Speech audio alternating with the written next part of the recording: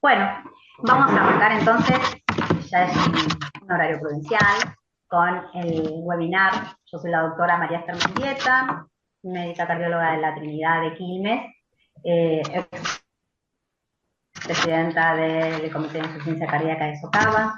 Tengo el agrado de presentar este webinar que se llama En el centro, pero no en el corazón, el manejo de las comorbilidades para tratar la insuficiencia cardíaca con FAPE reservada, experiencia IC 2025.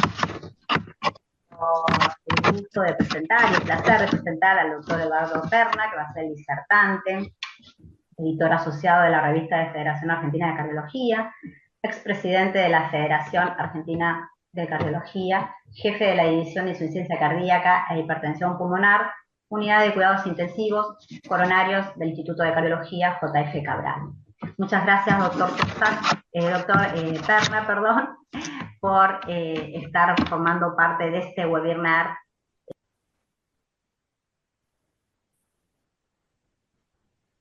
Estás muteada, María. Justo te muteaste. Ahí está. Ahí ¿No está. escuchó nada? Sí, ¿Es sí todo lo que está. dije? No, la última, no, no, la última frase, la última frase, la última frase. Bueno. Muchas gracias, doctor, entonces, por formar parte de este webinar. Y también nos acompañan los panelistas, el doctor Guillermo Cusac, jefe de unidad coronaria del Sanatorio Esperanza de Santa Fe, expresidente de la Asociación de Cardiología de Santa Fe, expresidente del Comité de Insuficiencia Cardíaca e Hipertensión Pulmonar de la Federación Argentina de Cardiología. Muchas gracias, doctor Guillermo, también por formar parte de este webinar junto con los otros doctores. Y por último, Gracias el a doctor, ustedes. muchas gracias. Y también nos acompaña el doctor Ignacio Nicolás Urquiza, profesor especialista en cardiología de la UBASAC, coordinador de unidad coronaria del Hospital Durán de la Ciudad Autónoma de Buenos Aires. Hola, doctor, buenas noches. Gracias a los tres por Hola. acompañarme en este webinar. Así que cuando usted guste, doctor Perna, le damos la palabra para que Bueno, empiece su exposición. voy a compartir primero. Ven bien ahí la presentación, ¿no? Sí, se ve Sí, bien. Sí, sí, perfecto. bien. Bueno, en primer lugar, agradecer la invitación a Socava para esta revisión de una de las mesas que ocurrieron en el American College of Cardiology, que tuve la oportunidad de participar y nos pareció, junto con Cristian y con María, interesante de analizar, que es un aspecto del manejo de las comorbilidades en IC con fracción de eyección preservada. Simplemente para introducirlos en el tema, la mesa estaba dirigida fundamentalmente a la insuficiencia cardíaca con fracción de eyección preservada y considerando ya no una enfermedad esquiva como hace mucho tiempo se pensaba, y justamente uno de los coordinadores de la mesa era el doctor Barry Burlack. Es muy conocido por todos los aportes que hizo en esta entidad, en el conocimiento de su fisiopatología y fundamentalmente de su hemodinamia, y también formó parte de los disertantes de esta mesa, que les voy a mostrar simplemente algunos aspectos de lo que se discutió en la misma. Estos son los temas que se abordaron, y el primero de ellos, que tiene un título muy provocativo, por decirlo de una manera, que es la tabla de la verdad. Y él decía que la tabla de la verdad se refiere fundamentalmente a la mesa de hemodinamia, porque habló justamente de eso, de la evaluación hemodinámica para el diagnóstico y selección del tratamiento en IC con fracción de eyección preservada. El segundo punto, que lo discutió el doctor Julio Chirinos, se enfocó fundamentalmente en la multimodalidad de las evaluaciones con imágenes en IC con fracción de eyección preservada. Y finalmente el doctor Parag Goyal abordó el tema de la edad, ¿no? De los mecanismos relacionados a la edad y sus consecuencias en IC con fracción de eyección preservada. Evidentemente que son cuatro aspectos muy actuales de esta condición. Y el primer tema, que fue la tabla de la verdad, lo que se aborda es que hoy en día sabemos que muchos pacientes con insuficiencia cardíaca con fracción de eyección preservada pueden estar no diagnosticados, es decir, no identificados precozmente. Y esto se ve en particular en los pacientes que consultan por disnea, generalmente son pacientes que tienen obesidad, diabetes o alguna otra condición, y la evaluación clínica no es suficiente para llegar al diagnóstico. Hay un estudio muy interesante de evaluación de estos pacientes, en los cuales no había identificación de causa cardiovascular, en donde la evaluación hemodinámica puede detectar hasta un 30% de pacientes que tienen IC con fracción de eyección preservada en reposo, y inclusive un grupo de ellos tienen insuficiencia cardíaca detectable con el esfuerzo. Entonces, allí es donde fundamentalmente cobra importancia la evaluación hemodinámica. Y él decía que una de las razones por la cual este tema es importante es porque la IC habitualmente está subreconocida y fundamentalmente si se define hemodinámicamente. Y entonces es importante tener en cuenta que estar normal en reposo no significa que sea normal la reserva al estrés, porque generalmente estos pacientes cuando tienen una hemodinamia normal en reposo, al someterse a un esfuerzo, aparece la alteración hemodinámica, que es una incapacidad para mantener una presión capilar baja, entonces hay un rápido incremento de la presión capilar, incapacidad para aumentar el volumen minuto, y esto se traduce en alteraciones hemodinámicas, ya sea medidas por catéter de Swan-Ganz o indirectamente, a veces con eco de estrés. El segundo concepto que él transmitía es que las normalidades ecocardiográficas y el aumento de los péptidos natriuréticos son útiles si están presentes, pero la ausencia de esto no lo excluye, y todos sabemos que péptidos natriuréticos normales pueden ser vistos en pacientes con IC con fracción de eyección preservada. Entonces esto es muy útil en los extremos. Entonces un valor de péptido natriurético muy alto avala el diagnóstico, y un valor muy bajo rechaza el diagnóstico. Hoy en día seguramente en los próximos consensos va a haber un cambio en los niveles de péptidos natriuréticos como parámetro de referencia, ya que la evidencia en IC con fracción de eyección preservada está a favor de buscar puntos de corte muy bajos, como puede ser 50 picogramos, fundamentalmente en pacientes que tienen índice de masa corporal mayor de 35, en los cuales quizá el punto de corte podría ser 35 picogramos, que es muy bajo para el NT-proBNP. El otro concepto es que los scores para estimar la probabilidad eh, no alcanzan, son insuficientes. Entonces hay que hacer test invasivos fundamentalmente en el grupo de probabilidad intermedia de IC con fracción de eyección preservada cuando aplicamos estos scores. Y la mayoría de los pacientes caen en el grupo intermedio. Y finalmente que el test de ejercicio cardiopulmonar invasivo debería ser considerado el gol estándar para la evaluación de estos pacientes, para el diagnóstico y a su vez para excluir el diagnóstico de IC con fracción de eyección preservada.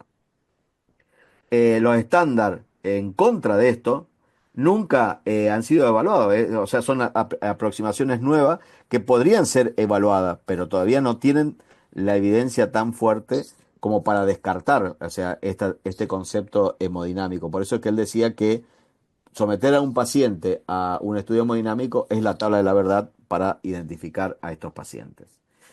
El segundo punto que les comentaba recién es de cómo ver más claramente y utilizar las multimodalidades. Y las multimodalidades fundamentalmente, sabemos todos que el ecocardiograma y seguramente hay gente que maneja mucho el ecocardiograma, es la herramienta fundamental que usamos todos para evaluar a estos pacientes, porque evalúa primero la función ventricular, evalúa la función diastólica y la presión de la arteria pulmonar, la estructura cardíaca, e inclusive puede sugerir etiologías específicas de la disnea, como puede ser una enfermedad infiltrativa o una etiología alternativa como una enfermedad valvular.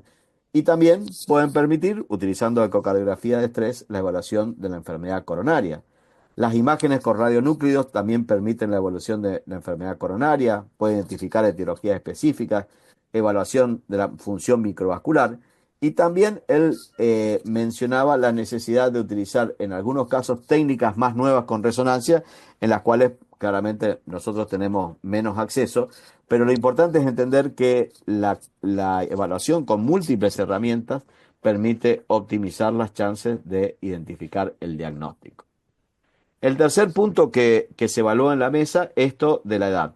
Y el tema de la edad, dice el doctor Goyal que el campo de la investigación, fundamentalmente en este tema, se movió a una aproximación que está conducida por fenotipos para desarrollar terapéuticas, fundamentalmente.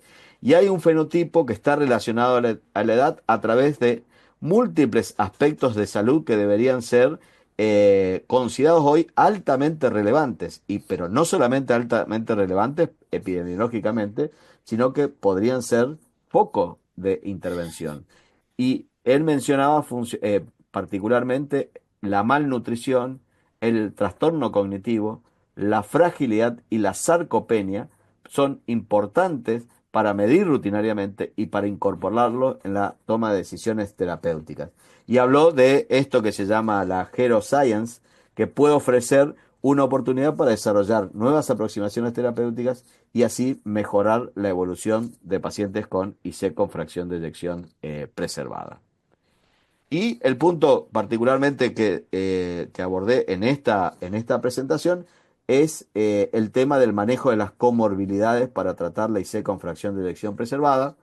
Y en esta presentación los tópicos fueron hablar de que la IC con fracción de eyección preservada hoy entendemos que es una entidad pero que tiene muchas comorbilidades y sabemos que el approach de un tamaño para todos anteriormente era desalentador porque esto no había sido probado. Y también analizamos el caso de la obesidad como potencial blanco terapéutico y cuál sería el siguiente paradigma para tratar desde este punto de vista. Decíamos que cuando uno ve un paciente con IC, uno sabe que hace un diagnóstico, pero tiene diversos mecanismos y tiene condiciones asociadas, como por ejemplo la normalidad de la contracción miocárdica o de la relajación. Son pacientes que pueden tener enfermedad vascular epicárdica coronaria o enfermedad microvascular, pueden tener disfunción pulmonar, fallo ventrículo derecho, incompetencia cronotrópica, generalmente tienen hipertensión, enfermedad renal, fibrilación auricular, tienen mecanismos subyacentes que pueden ser la inflamación, por ejemplo, la fibrosis, la congestión, el espesor muscular, y claramente la obesidad y la diabetes son comorbilidades muy frecuentes en estos pacientes. Y fíjense que este es un estudio que se publicó hace muy poquito, en marzo de este año, que lo que hizo fue un análisis a nivel de datos del paciente, reunidos del TopCat Américas y del Paragon, es decir, 6.500 pacientes, y analizó el concepto de comorbilidad y multimorbilidad. Multimorbilidad se refiere a dos o más comorbilidades. Y es muy interesante porque cuando uno mira el gráfico, ninguna comorbilidad, solamente 0,2% de los pacientes no tenían ninguna comorbilidad. Y en el otro extremo, mayor o igual a dos comorbilidades, es decir, la multimorbilidad estaba presente en el 95% de los pacientes. Es decir, que 95% de los pacientes con IC con fracción de eyección preservada al menos tienen dos de estas 10 comorbilidades, porque estas son solamente 10 comorbilidades, de las cuales son 5 cardíacas y 5 extracardíacas. El otro aspecto sumamente relevante cuando uno ve la prevalencia de combinaciones, porque el punto aquí era analizar la prevalencia de pares de comorbilidades. Y fíjense que las comorbilidades más frecuentes de manera aislada o combinadas, la hipertensión presente en el 94% de los pacientes, la obesidad en el 53%, la fibrilación auricular 50%, la enfermedad renal 48%, diabetes 43 y la enfermedad coronaria 35. Esas, ya sea aisladas o combinadas, son las más prevalentes en estos pacientes. Y esto claramente va a tener una implicancia. Fíjense que las combinaciones, porque en este estudio analizaron a su vez qué impacto podía tener esto desde un punto de vista del riesgo individual, del riesgo a nivel poblacional y de si esto tiene un efecto aditivo. Y fíjense que desde un punto de vista de riesgo individual, las más importantes, las combinaciones más importantes son, por ejemplo, el stroke y la enfermedad arterial periférica, la enfermedad arterial periférica y la enfermedad pulmonar, la enfermedad coronaria y el stroke. Pero la prevalencia de estos pares de comorbilidades es muy baja, pero son las que claramente aumentan el riesgo significativamente. Fíjense que aumenta 1,8 veces el riesgo 1,8 y 1,67. Es decir, desde un punto de vista individual, importan estas patologías vasculares que tienen una baja prevalencia en conjunto, pero afectan mucho el pronóstico de estos pacientes. Por otro lado, desde un punto de vista del nivel poblacional, son condiciones que tienen alta prevalencia, pero bajo riesgo individual. Pero claramente está muy frecuente. Fíjense que la combinación de hipertensión y enfermedad renal crónica está presente en el 46%, diabetes y enfermedad crónica 22%, e hipertensión con diabetes un 42%. ¿Esto para qué nos sirve?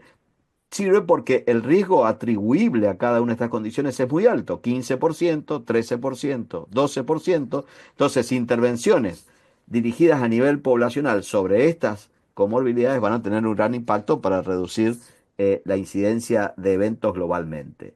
Y el otro aspecto que son las interacciones de sinergia es que estas condiciones, por ejemplo, el stroke y la enfermedad coronaria, la diabetes y la enfermedad renal crónica, la obesidad y la enfermedad renal crónica, cuando están presentes las dos, el riesgo es mayor que la suma de cada riesgo individual. Es decir, que hay una potenciación del riesgo y en este caso el exceso de riesgo relativo por la interacción aumenta 61%, por ejemplo, con el stroke y la enfermedad coronaria. Y la diabetes y enfermedad renal, que decíamos que es la que tiene alto riesgo poblacional, es la que tiene 46% de este índice de exceso relativo. ¿Esto qué significa? Que cuando nosotros tenemos pacientes que tienen, por ejemplo, condiciones como muy relacionadas a la enfermedad aterosclerótica, la terapia antitrombótica en pacientes con enfermedad polivascular va a tener un efecto significativo sobre esta interacción. Pero en intervenciones dirigidas al síndrome cardiometabólico, drogas con beneficios sobre diabetes y enfermedad renal seguramente van a tener un gran impacto a nivel poblacional para reducir el riesgo. El otro concepto fue el concepto de esto de que anteriormente pensábamos que era imposible, a diferencia de lo que ocurría con IC con fracción de eyección reducida, poder encontrar un tratamiento que sea para todos los pacientes cuando tenían IC con fracción de eyección preservada. Y fíjense, por ejemplo, los betabloqueantes, los IECA, los ARNI y los antagonistas mineralocorticoides como la espinolactona tenían un efecto limítrofe. Entonces uno decía, es para poblaciones seleccionadas. Por ejemplo, beta bloqueantes, los coronarios, los ARNI para mujeres con fracción de eyección menos de 57% y así. Y algunas opciones como los nitratos, el sildenafil, el vericiguat, el macitentan, que parecían dirigirse a condiciones fisiopatológicas específicas, fallaron en demostrar su efectividad. Sin embargo, esto se revirtió totalmente con la nueva evidencia, ¿no? La nueva evidencia de que, por ejemplo, los inhibidores SGLT2, más allá de la fracción de eyección, tienen un efecto significativo. Y fíjense, este que es el metaanálisis clásico ya del Deliver, del DAPA, el Emperor Preserve, Reduce y el Solois, nos muestra que hay un 25% de reducción de muerte cardiovascular y hospitalizaciones con un número necesario a tratar solamente de 25. Y el beneficio está en todo el espectro de la fracción de eyección y sobre todo en todo el espectro de la fracción de eyección por encima de 40. Es decir, en IC con fracción de eyección por encima de 40, las glifosinas deberían ser parte del esquema terapéutico para todos los pacientes. Es decir, es una droga que tiene una fuerte evidencia de utilización en este grupo. Otra de las drogas que está alcanzando este nivel de utilidad es el de la finerenona. La finerenona, ustedes saben que en el Fine Art demostró una reducción del 16% con un número necesario a tratar de solamente 40 pacientes. Y de nuevo, si bien todos los pacientes tenían fracción de eyección preservada, cuando uno habla de más o menos de 60%, con o sin inhibidores de SGLT2, la P de interacción no dio significativo, es decir, el efecto es independiente de estas dos situaciones. Por lo tanto, uno podría interpretar que realmente la finerenona también es una droga que se debería usar en todos los pacientes con IC con fracción de eyección preservada. Surge posteriormente la evidencia de que la obesidad puede ser un potencial target. Y esto a partir de los primeros dos ensayos que son los STEP, en IC con fracción de eyección preservada, el STEP HEPF y con diabetes y sin diabetes. Este es simplemente el resumen del análisis de estos dos ensayos reunidos, en donde los dos puntos finales, que fueron mejoría en los componentes del score clínico del cuestionario de Kansas City y la reducción de peso fueron significativos en estos dos estudios, pero lo interesante es que además en este análisis reunido se demostró que la proporción de evento en el grupo semaglutide, fíjense, hubo una reducción del 60%, 69%, altamente significativo, si bien no era un punto final, lo cual sugería un beneficio en términos de eventos de insuficiencia cardíaca. Pero estos estudios, los estudios STEP, nos han aportado que no solamente hay reducción de peso y mejoría de calidad de vida, sino que también tiene efectos sobre algunos aspectos muy relacionados a la insuficiencia cardíaca, como la reducción del nivel de los péptidos natriuréticos, que ocurre ya desde las 20 semanas. Tienen efectos sobre la estructura cardíaca, donde favorecen fundamentalmente el remodelado auricular, y hay una relación entre el cambio de peso y la mejoría o la reducción del tamaño de la aurícula izquierda, además de beneficios en todos los otros aspectos del remodelado, como puede ser la relación EA, la relación E', el remodelado del ventrículo derecho, etcétera, etcétera. Pero fundamentalmente el punto final primario estaba dirigido al volumen de la aurícula izquierda. Y el tercer punto relacionado a la insuficiencia cardíaca en sí es que los pacientes que reciben semaglutide tienen un efecto que tiene una relación directa con la dosis de furosemida. Es decir, los pacientes que reciben más dosis de furosemida, es decir, tienen más insuficiencia cardíaca, son los que más se benefician. Los pacientes que recibieron semaglutide tuvieron una reducción en la dosis de furosemida administrada en comparación con los que recibieron semaglutida. Y la nueva indicación de diuréticos fue menor en los que recibían semaglutida que en los que recibieron placebo. Es decir, más allá de beneficios en términos de reducción de peso, hay un beneficio en aspectos relacionados a la insuficiencia cardíaca. También el manejo de la obesidad no solamente sirve para tratar la IC, sino que la previene. Y fíjense que este análisis de la combinación de los estudios SELECT, FLOW y los dos STEP demostró que el tratamiento, si bien algunos pacientes, estos eran pacientes que específicamente tenían IC con fracción de eyección preservada, hay una reducción en la incidencia de hospitalizaciones por insuficiencia cardíaca a largo plazo de 31% o muerte cardiovascular.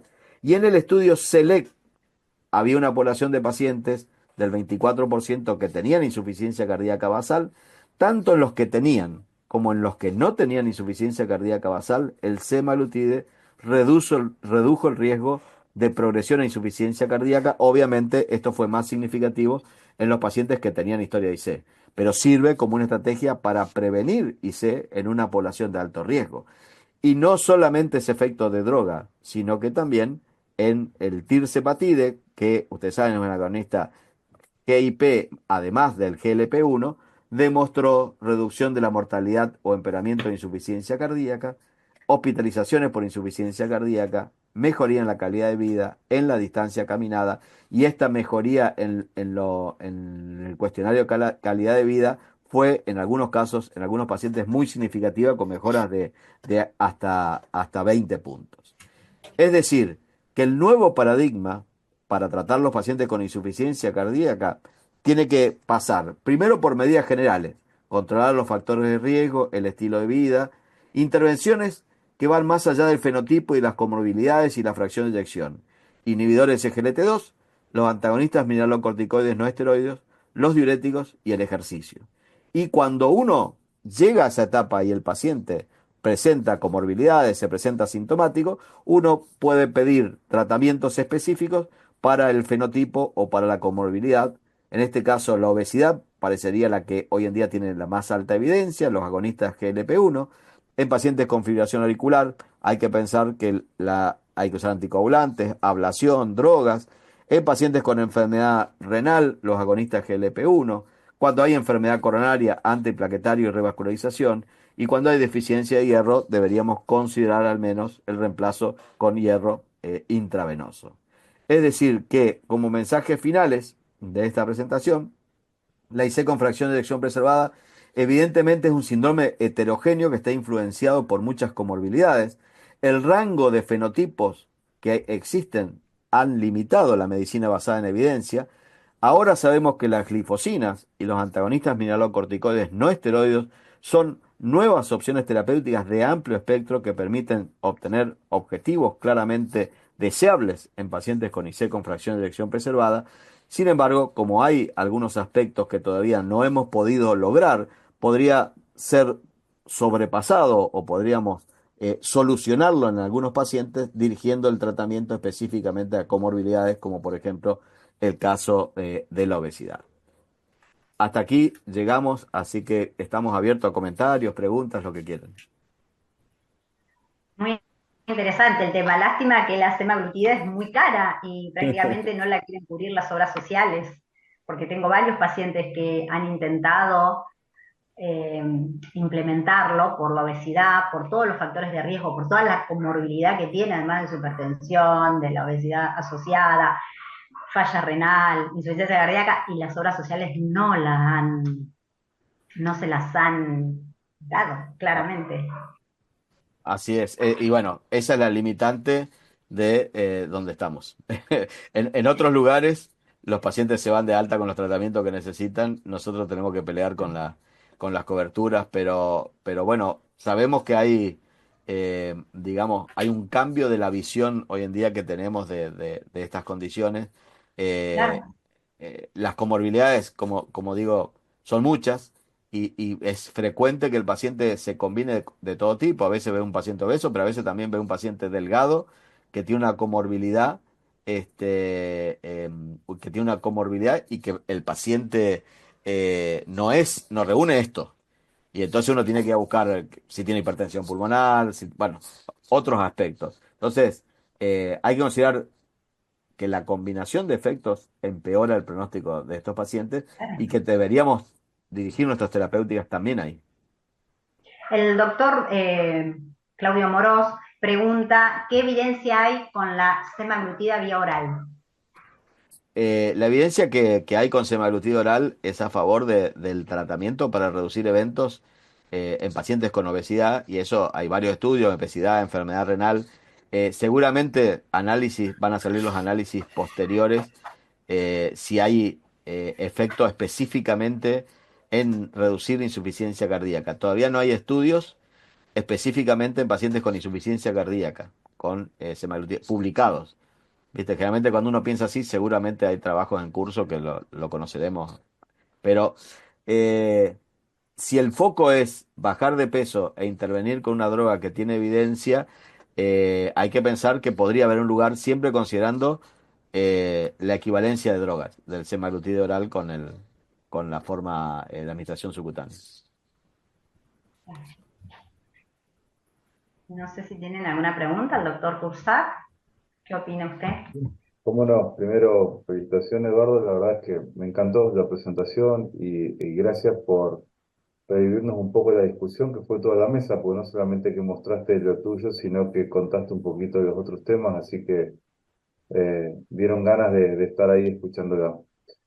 El otro punto que me gustó mucho es cómo encaraste esto de las comorbilidades, porque venimos discutiendo hace un montón de años que para la insuficiencia cardíaca con presión de decisión reducida sí teníamos un tratamiento y para la conservada no, y en la conservada no es porque hay muchos fenotipos que son muchas enfermedades distintas en una. Entonces, parecería que hoy mirando un poco para atrás y a medida que ya tenemos dos o tres líneas de tratamiento que son efectivas en pacientes con conservada, eh, estamos empezando a entender que los medicamentos son efectivos y tienen evidencia clínica cuando solucionan algunas de las líneas fisiopatológicas que comparten muchos de esos fenotipos, ¿no? Eso pasó con lo reducido y parecería que estamos yendo de lo conservado en la misma línea, porque, por ejemplo, si nosotros miramos el registro AIR5 que es el registro que tenemos en nuestro comité, el 80% de los pacientes son obesos o tienen un body mass index mayor a 30. Entonces, es bastante lógico que algo que le baje de kilos a los pacientes logre en definitiva mostrar un beneficio clínico en ese grupo. Entonces, mi pregunta es, ¿vos crees que vamos a seguir en esa línea, que vamos a seguir encontrando medicamentos que sean en común como nos pasó en función reducida, o nos tenemos que conformar en tratar cada una de las comorbilidades como hoy en día tenemos un poco seteada la cabeza? Sí, yo creo que eso es un aspecto que va a llevar tiempo cambiarlo, porque también en el ARFEI, que como vos lo decías, es un registro argentino. Supuestamente los médicos que participan del ARFEI eran especialistas en IC y tenemos 40% de uso de inhibidores de GLT2 y de agonistas del receptor GLP1 creo que hay un 2%. O sea, aún especialistas todavía no están trasladando esa evidencia. Y también hay un hecho, y esto puede ser que algo parecido lo preguntaron fue la pregunta que me hicieron a mí de la mesa, y me parecía que esto era para todos. Y en realidad, cuando vos mirás todos estos estudios, es muy interesante porque, por ejemplo, el Emperor Preserve o el Deliver solamente randomizó el 45% de los pacientes que screeneó, en donde la mayoría obviamente fallaba por los péptidos natriuréticos. El Fine Art, que fue el que más randomizó cerca del 80% de los screeneados. O sea, va a haber una población en la cual o no reúne criterios para los estudios, o lo que decía recién María, o no lo podemos cubrir y no lo podemos tratar. Pero no significa que no dejemos de conceptualizar de que tenemos tratamientos que son comunes para todos y no termina ahí. Tenemos que ir a buscar qué más podemos hacer. Es decir, tratar la fibrilación auricular, tratar de que mantenga un ritmo sinusal, va a tener impacto en la IC con fracción de eyección preservada. Tratar de que el paciente baje de peso en la manera que podamos hacerlo bajar de peso, va a tener impacto. Entonces, creo que el tratamiento no se inclina hacia uno u otro lado. Tiene que abarcar todo. No termina en el tratamiento transversal, que son las glifosinas y los antagonistas mineralocorticoides, otro problema, porque el costo también afecta a eso. Todos los tratamientos afectan, porque los inhibidores de GLT2. Entonces, ¿qué terminás dándole? Beta bloqueantes. Beta bloqueantes tienen de nula a muy poca evidencia, y es más, tiene efectos que pueden perjudicar. Es decir, hay pacientes que tienen incompetencia cronotrópica. Entonces, no enfatizarse de que hay que tratarlos igual, excepto en los inhibidores de GLT2, y probablemente podemos discutir, si quieren, o no sé si lo van a mencionar, el tipo de antagonista mineralocorticoide, pero eh, me parece que las comorbilidades son fundamentales porque van a mejorar individualmente al paciente, pero también tenemos que tratar de que nuestros pacientes reciban el mejor tratamiento disponible, que son estas medicinas que digamos son transversales a todos. Un comentario cortito, doctora, si me permitís, respecto al tema de costos, esto es una opinión personal, ¿no? Eh, Durante muchísimos años los médicos no nos involucramos mucho con el tema de acceso y costo para los pacientes, parecía que era algo que no nos competía, y yo creo que en alguna medida no nos compete tanto, pero la realidad es que cuando uno analiza darle una mejoría a un paciente, tiene que buscar alternativas y uno puede recetar el último medicamento, pero si no lo puede recibir, realmente estamos en un problema. Me parece que se viene una nueva etapa porque los costos no solamente son altos en Argentina, en el mundo se está discutiendo que va a haber un montón de terapias, pero la cuestión es que quién las va a pagar, ¿no? Sobre todo con los biológicos, con un montón de tratamientos nuevos para el cáncer, un montón de cosas que realmente se vienen en este punto. Y ojalá que nosotros evolucionemos en ese punto. Creo que nos falta mucho. En Argentina no hay guías, no hay estudios de costo-beneficio que hay en la mayoría del mundo, porque en verdad, cuando uno tiene un montón de medicamentos, lo que tiene que hacer es, bueno, qué es lo más efectivo y menos costoso para una población, porque si en definitiva, la gente recibe muy disparmente esto, ¿no? Hay gente que recibe medicamentos muy caros, con muy poco beneficio, y hay mucha gente que no recibe los medicamentos que se podrían beneficiar. Así que creo que eso es una discusión que todavía está abierta. Gracias. Totalmente de acuerdo. Doctor Musante, ¿su opinión? Hola, ¿qué tal? Gracias, Eduardo. Maravillosa, maravillosa presentación. Me encantó, che. Me encantó. Gracias. Y tu charla lleva un poco a la reflexión, ¿no? Porque yo te escuchaba lo que decías sobre qué pasa con los especialistas, ¿no? Y vos te acordás cuando se hizo sobre el Argenofi y el IC, que se evaluó qué decían las guías y lo que hacíamos nosotros, ¿no? Sí, Este, y es cierto, por ahí no hacemos lo que está escrito en las guías, ni con un respaldo científico, ¿viste? A veces. Y también pasa, yo te escuchaba recién, decía, el 94% de los pacientes tienen hipertensión arterial. Y el Renata nos confirmó que creo que casi son 9 años, me parece, el Renata, de diferencia entre de un trabajo y el otro, el uno y el dos, y no logramos modificar el control de la hipertensión arterial, ¿viste? Entonces creo que si tenemos una de las principales causas de insuficiencia cardíaca con fracción de eyección preservada, que a pesar de los años no logramos sostener un control adecuado de la presión arterial. Eh, es, es algo que, viste, yo no sé por qué nos cuesta tanto, porque no sé si es un tema de formación, un tema de dedicación, un tema del paciente, un tema de nosotros, pero no podemos controlar la hipertensión arterial, ¿viste? Principal causa de lo que estamos charlando. Y claro, esto termina la gente utilizando drogas, como decías vos, muy costosas, cuando en el largo camino hacia esta enfermedad, con drogas tan económicas como por ahí el alapril o la amlodipina, no hemos logrado controlar la presión, ¿viste? Entonces, sí, sí. creo que es un largo camino de un déficit, o sea del paciente que no se cuida, que no baja de peso, que no toma las pastillas, de nosotros que no podemos transmitirlo, que creemos que con 14 o 15 está bien la presión arterial, 140, perdón, voy a ser correcto, 150 sistólico está correcto, ¿viste? Hoy vi un pibe de 27 años que empieza diálisis y le diagnosticaron hipertensión a los 21, nunca tuvo control y ahora termina en diálisis. ¿Viste? Si vos te preguntás cómo llegamos a eso, ¿no? Este, Es que yo creo que las comorbilidades van para ese sentido. Es decir, nosotros que somos países pobres, tenemos que pensar más allá de la insuficiencia cardíaca, esto de intervenir en estos lugares más temprano, como decía también Guille, con drogas más baratas. Vos podés tener un por eso es importante, y me parece que este análisis que yo les mostré ahora es un análisis que por suerte salió creo que 10 días antes de la charla, porque si no, viste, cuesta armarla, pero ese análisis es muy interesante porque te hace ver la combinación de cosas en las cuales vos podés tener un gran impacto. Enfermedad renal, hipertensión, diabetes, es muy sencillo. Si vos actuás ahí, reducís el riesgo poblacional. Entonces, hay que alertarse, hay que intervenir, pero podemos intervenir muy precozmente.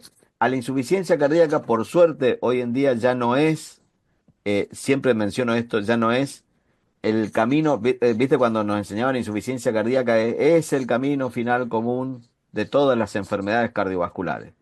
Entonces vos tenías que esperar que tenga hipertensión para tener IC. Tenía que esperar que tenga un infarto para que tenga IC. Hoy no, hoy la IC es un evento. Ya no importa qué es lo que tenga antes. Entonces, visto así, hay intervenciones que previenen el desarrollo de IC. Inclusive, eh, cuando uno analiza, por ejemplo, la predicción de eventos cardiovasculares en diabetes, hay un score que es el score Prevent, ¿no? Que es el más nuevo que se publicó. Y el score Prevent te dice riesgo de enfermedad cardiovascular, riesgo de enfermedad cardiovascular aterosclerótico y riesgo de insuficiencia cardíaca. Y en un paciente más o menos con alguna de estas condiciones, por ejemplo, el riesgo cardiovascular es 28%. El riesgo aterosclerótico, es decir, de stroke o ACV o infarto, qué sé yo, es 18%. Y el de IC es 40%. O sea, el riesgo de IC es más alto que el riesgo de enfermedad cardiovascular aterosclerótica. Entonces, hoy en día cuando tratamos a estos pacientes ya no solamente pensamos en reducir el riesgo cardiovascular o el riesgo cardiovascular aterosclerótico, sino que también estamos pensando en reducir el riesgo de insuficiencia cardíaca como un evento en la historia de estos pacientes. claro.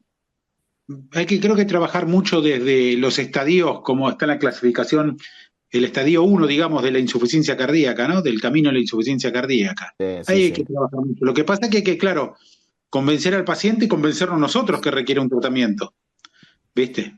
Y Así salir de la es. inercia terapéutica de que, ¿viste? No, te voy a dar 6 meses, te voy a dar un año, y no bajo, y te la pastilla, y ¿viste? Y así después le damos tiempo a la enfermedad. ¿Qué vas a hacer? Así es. Así es. No sé si Ignacio quería hacer algún comentario. Sí, la verdad que sí. Muchas gracias por la presentación que me pareció excelente. Y Y la verdad que comparto lo que decía Cristian recién, el doctor Musante, sobre esta amplitud que tiene la temática, porque en realidad estamos en lo específico de la medicina por fenotipo, en el cual el fenotipo metabólico es el más grande, aparentemente con más tratamiento, pero en realidad tendríamos que tener la visión de salud pública y intervención temprana con drogas más baratas. Entonces estamos en esa dicotomía y terminamos por no solucionar ninguna, porque los pacientes llegan sin control de hipertensión y siguen con la obesidad a pesar de todo, y estamos medicando gente con obesidad con drogas que no pueden pagar de 200.000 más o menos pesos por mes, y después nos preguntamos qué pasa. La cuestión es, hoy por hoy esto se va a manejar por 5 fenotipos, porque tenemos el metabólico, que es el mayor, pero también estaría el fenotipo vascular y la edad por separado, pero hay una incidencia ahora de, ¿qué le parece? De gente de lo que era en fracción de eyección reducida, que con el tratamiento llegaron a tener fracción de eyección conservada, entonces lo tendríamos en este grupo ahora. ¿Y ese Bueno, paciente cómo lo tratamos? claro, es muy interesante porque uno puede decir, cuando uno habla de IC con fracción de eyección mejorada, que es este, el que tenía fracción de eyección menor de 40 y sube a 40, ¿este paciente es una IC deteriorada que mejoró o es un paciente que en realidad tiene una IC con fracción de eyección preservada que en un momento bajó y ahora volvió a estar normal? ¿Por qué lo digo esto? Porque no es infrecuente de ver, sobre todo pacientes relativamente jóvenes, muy hipertensos, que vienen con deterioro de la función y vuelven a empezar tratamiento y recuperan rápidamente y siempre a partir de ahí toda la vida quedan con fracción de eyección preservada. Entonces uno dice, bueno, ¿este es un mejorado eterno o era uno que tenía fracción de eyección preservada y se deterioró un tiempito? Y eso es algo que por allí todavía no hay consenso. En el paciente que claramente tenía deterioro de la función ventricular, que es un miocárdico, que mejoró la función con el tratamiento full, uno no le tocaría nada porque sigue siendo un paciente que tuvo deterioro de la función. Es decir, ese paciente me parece que es indiscutible. Este otro que yo te digo, hoy en día tenemos opciones, por suerte son opciones comunes. Es decir, poner una gliflosina o poner un antagonista de mineralocorticoides parecería que no es tan complicado. El problema es que la primera droga que se saca cuando un paciente mejora es el antagonista de mineralocorticoides, ¿o no? Es lo primero que le sacamos, porque uno dice, este no le está haciendo mucha cosa. Y entonces sacamos, y es el que menos produce. Pero la evidencia hasta ahora indica, hay dos, digamos, hay un estudio clásico, que es el TREAT, que demostró que retirar drogas empeora, y hace muy poquito también, hace unos días, se publicó un análisis del registro sueco, que es un registro muy grande, viste, que contaron, no sé, qué sé yo, de los 3 millones de pacientes que tienen, habían 5.000 que mejoró la función ventricular. Y los que suspendieron drogas tuvieron riesgo de empeoramiento. Entonces, en esos pacientes, excepto que la miocardiopatía sea transitoria, no es recomendable el retiro de la medicación. Pero claramente, esto que voy a decir, los fenotipos, uno puede buscarlo de distintas maneras. Sirve para agrupar características y para, digamos, focalizar estrategias. Pero también, como les decía recién, hay un fenotipo que son los pacientes en los cuales son delgados, tienen dilatación importante en la aurícula izquierda, fallo de ventrículo derecho y fibrilación auricular. Entonces, ese grupo no entra en el cardiometabólico. Y son los pacientes los cuales se estaba buscando esto de realizar, por ejemplo, shunt de la aurícula izquierda a aurícula derecha para descarga y demás, pero hasta ahora no ha habido un gran beneficio. Es decir, que todavía creo que tenemos webinar para rato. Y por entonces el que importante va a ser en realidad los pacientes que siempre fueron de fracción de eyección conservada, que no fueron recuperados y que son los metabólicos. Porque si Claro. no, porque la incidencia que tenemos de pacientes flacos con insuficiencia, con FA, no es muy grande, me parece. Sí, sí, es el grupo más pequeño. Es el grupo más pequeño, pero también, eh, digamos, depende de la región. Por ejemplo, en el sudeste asiático, China, toda esa zona, predomina los pacientes delgados con IC con fracción de eyección preservada. Hay un análisis de fenotipos según la región que muestra eso y los cardiometabólicos extremos, obviamente, Norteamérica. Esos son los que tienen los perfiles en los cuales predomina la obesidad, la hipertensión, todo el pack completo. Y nosotros en nuestra región estamos en un grupo intermedio, sobre todo hay pacientes más jóvenes con IC con fracción de eyección preservada. Sí, y esto sería también abrir la puerta al tema de la genética para ver fenotipos genéticos en estos casos, con las nuevas ARN mensajeros que se usan y los splicing que están saliendo para fracción de eyección conservada, ¿o no? Claramente que digamos, la medicina personalizada será lo que se venga en el futuro. Quizás personalizada por aspectos genéticos o quizás identificada por inteligencia artificial en fenotipos más precisos, ¿viste? Porque los fenotipos se hacen por clúster, por análisis de clúster, bueno, o análisis estadístico, pero por allí con inteligencia artificial uno puede identificar alguna cosa también muy particular, pero la genética indudablemente que va a impactar en el futuro. Sí, la última duda que tenía, ¿se ha visto algo en el Congreso sobre el uso de la inteligencia artificial en el diagnóstico para IC en las imágenes? O sea, asociado a eco, asociado a resonancia. Eh, yo no fui porque la verdad no tuve mucho tiempo para asistir a las charlas, pero ha habido. Y por si les interesa, también hace un par de días salió en una revisión que está en un YAHA, que es el Open Access del Circulation, que es utilización de la inteligencia artificial para el diagnóstico de insuficiencia cardíaca. Así que quizás allí podemos tener alguna información de esto que vos planteás, pero cada vez hay más de inteligencia artificial, realmente. Pero yo no lo he escuchado. No, porque hoy por hoy la técnica está dispuesta. Te venden el ecógrafo de POCUS, que ya viene con la inteligencia artificial aplicada para que te calcule solo la fracción de eyección, el volumen sistólico el índice cardíaco del paciente. Entonces, yo digo, lo puedo hacer yo en mi consultorio, pero la evidencia cabal no sé dónde está todavía. Sí, no, pero seguramente eso, no sé si ya está, pero seguramente va a aparecer. Bueno, muchas gracias, doctor. Justo el doctor Claudio Morós había preguntado eso, que qué opinaban del uso de la inteligencia artificial para guiar el tratamiento en estos pacientes. Me parece que con todo lo que se conversó es como que... Sí.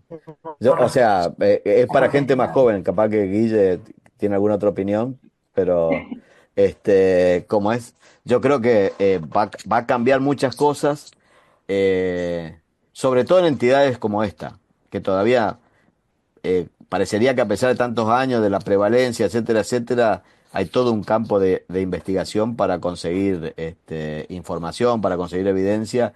Y bueno, y allí a los que manejan inteligencia artificial parecería que va a ser un terreno para investigar. Claramente. Bueno, no sé si alguien tiene algún comentario más, algo más para decir. Si no, le agradezco, doctor Perna, muy interesante su charla, excelente, muy agradecida por haber estado en este webinar y poder compartirlo con nosotros. Muchísimas gracias y pronto espero que podamos contar con su presencia para algún otro más. Y que nos... Bueno, gracias por la invitación. Bueno, y con este Gracias por la pequeño, invitación. bueno, y con este pequeño nos llevó hasta como si hubiésemos estado allá en el ACC 25. Bueno. Muchas gracias. Gracias a todos los que estuvieron presentes y cualquier cosa queda grabado en la plataforma de Macadú, el link, para quien lo quiera volver a escuchar. Muchísimas gracias. Gracias, Bueno. doctor Guillermo. Gracias, Eduardo. Gracias, doctor Musante. Gracias, Cristian. Gracias, Luis. Chao, Ignacio. Gracias. Chao. Buenas noches. Chao, Ignacio. Chao a todos. Gracias, muchas gracias. Gracias como siempre. Gracias.